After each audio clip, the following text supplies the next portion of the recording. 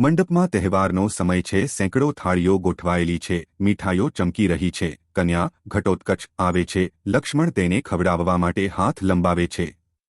પણ અચાનક ખચખચ એક થાળી ઉડી જાય છે, પછી બીજી, પછી ત્રીજી. કન્યા એટલું બધું ખાય છે કે તેના પેટમાં ઢોલ વાગતો હોય તેવું લાગે છે. ધંસાધંસા. લક્ષ્મણ ભયથી ધ્રુજે છે. આ કન્યા નથી, તે ભૂત છે.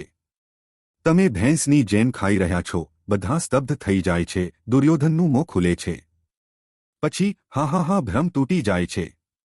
ઘટોત્કચનું સાચું સ્વરૂપ વિશાળ, ચમકતી આંખો, હાથમાં લાકડી. હું ઘટોત્કચ છું.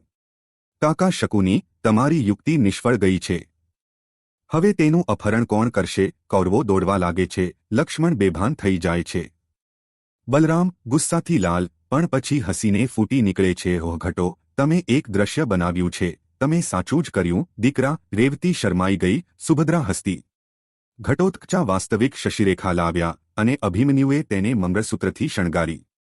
જંગલ ગાયન અને નૃત્યથી ગુંજી ઉઠ્યું. વાંસળી વગાડી અને બધા નાચ્યા. પ્રેમ જીત્યો, અન્યાય હારી ગયો.